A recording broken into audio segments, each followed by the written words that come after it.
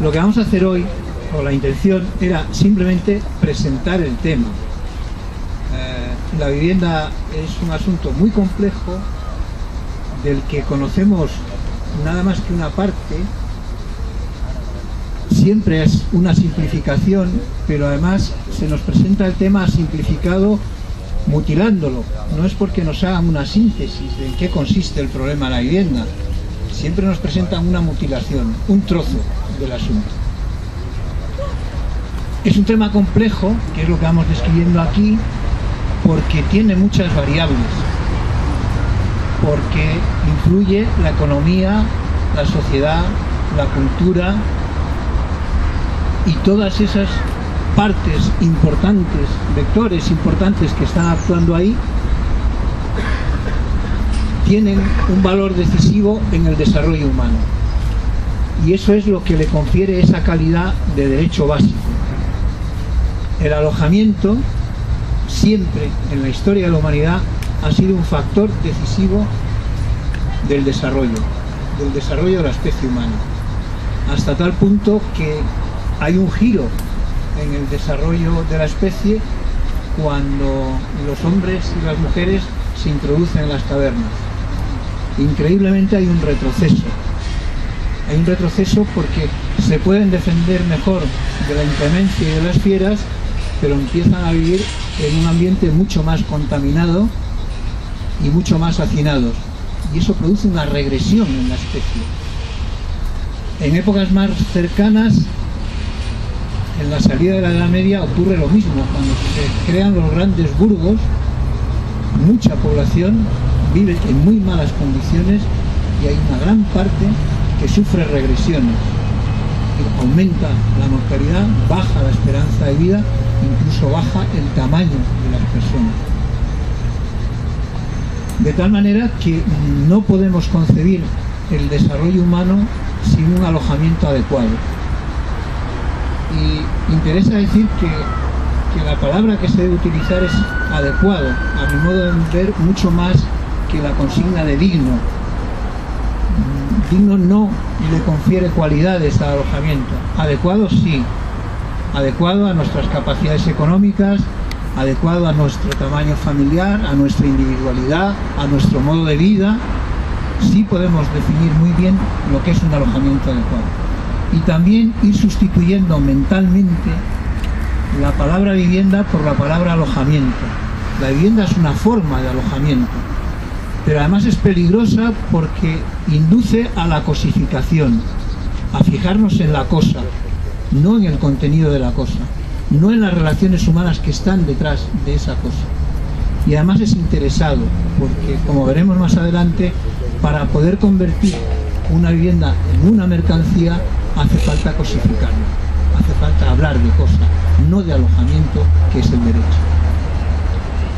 Ese derecho básico tiene dos desarrollos, uno que es el desarrollo legal y otro que es el desarrollo efectivo.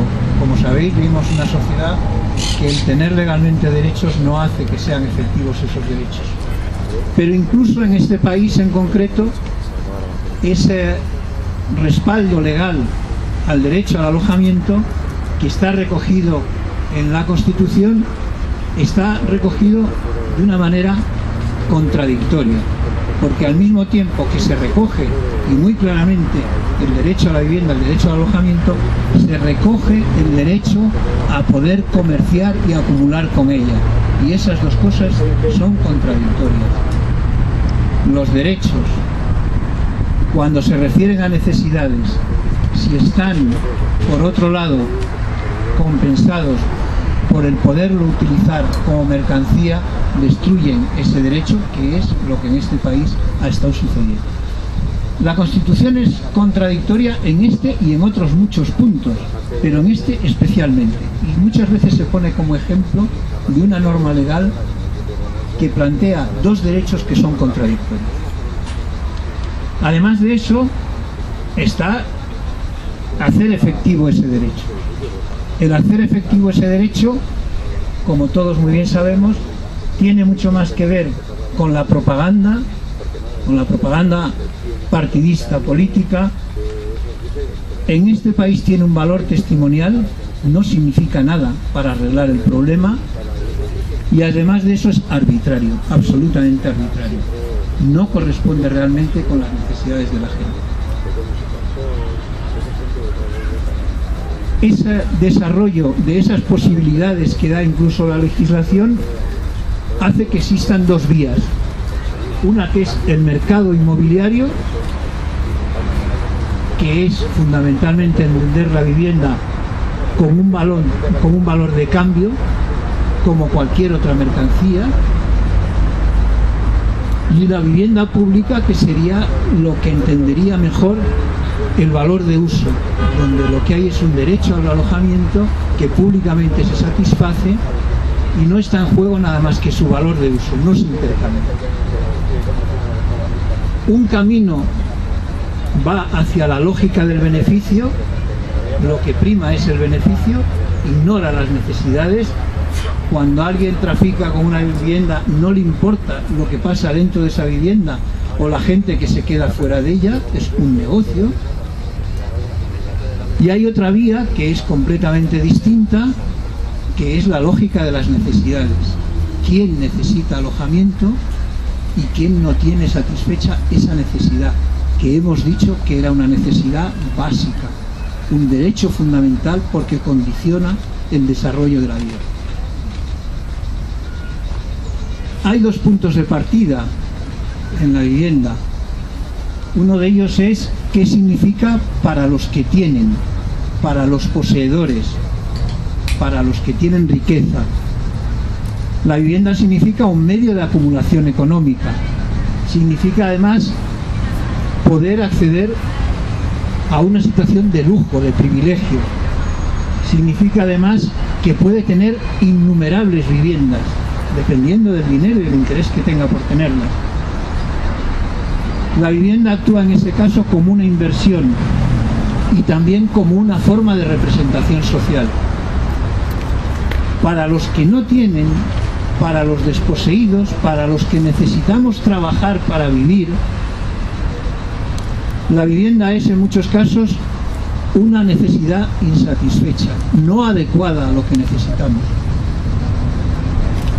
Puede llegarse a no disponer en absoluto de ella, no solo que sea inadecuada.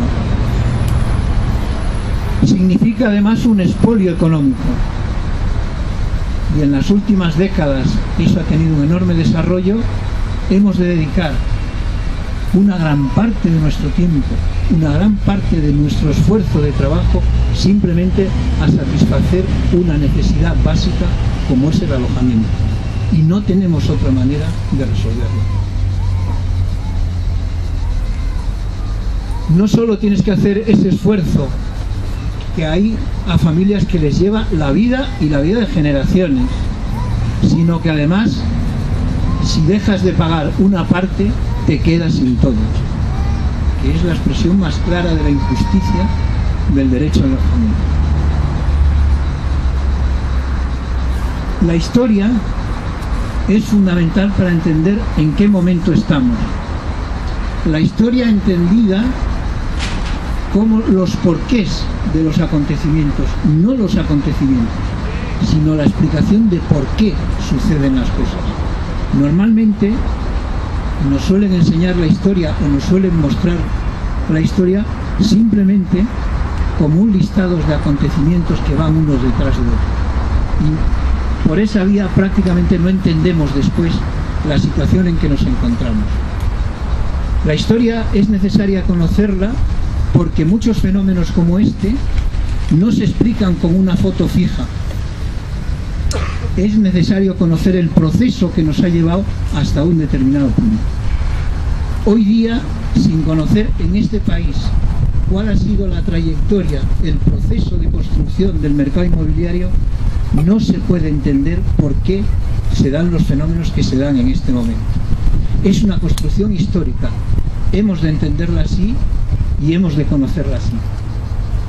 En nuestra historia y en la mayor parte de los países a los que tenemos una relación directa, la historia de la vivienda, sobre todo por centrar un periodo desde la guerra civil en España, desde la Segunda Guerra Mundial en Europa, La historia está marcada por una constante. La vivienda ha sido un factor fundamental para la acumulación económica, para el enriquecimiento del capital. Dicho así, suena como muy panfletario y muy duro, pero si vamos recorriendo la historia, vamos viendo cómo se ha hecho, cómo se ha realizado ese proceso y qué intereses ha habido en cada momento, que en cada momento histórico han sido distintos, para convertir la vivienda en un medio de poder acumular dinero. Después de la Guerra Mundial y después de la Guerra Civil en España, se abre una etapa de sobrevivencia a corto plazo. Había que buscar en muchos casos la comida de cada día para aquellos que tenían problemas económicos o que no tenían el alojamiento que necesitaban. Ese periodo de subsistencia no tiene una gran incidencia en la acumulación económica. No había posibilidades de acumular excepto en las familias acomodadas. Las familias acomodadas sí que acumulan en esos años tan duros a través de la vivienda, y lo hacen de varias maneras. En una parte, y no despreciable, porque se apropian de viviendas y de alojamientos de los vencidos. En otra parte, porque se apropian de los pocos materiales que existían. Y en otra parte, porque son los únicos que disponen de algo de dinero para sobreexplotar a una mano de obra que no tiene más remedio que venderse al precio que le pongan para construir sus viviendas y sus inmuebles. Por el otro lado, la gente desposeída tiene que alojarse de cualquier manera. Grandes movimientos migratorios se suman a la destrucción del parque inmobiliario y el déficit es enorme. Es el hacinamiento, son las pensiones, son las chabolas, son cualquier forma de sobrevivir utilizando el alojamiento al que uno puede acceder, sea cual sea. Pasada esa etapa, se inicia el desarrollo de los centros productivos.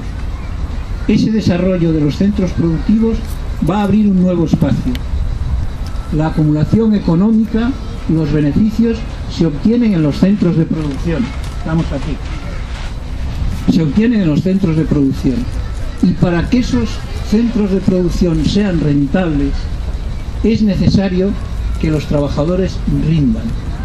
Y para que los trabajadores rindan, tienen que tener unas mínimas condiciones de alojamiento. Y es cuando se plantea realmente el problema del alojamiento en España. No porque surja la iniciativa de las necesidades de alojamiento, surge de la iniciativa de las necesidades de producción y de acumulación económica. En ese momento, el capital, el dinero, está interesado sobre todo en la producción, que es donde obtiene más beneficios, y no puede distraer su dinero para vender o financiar alojamientos.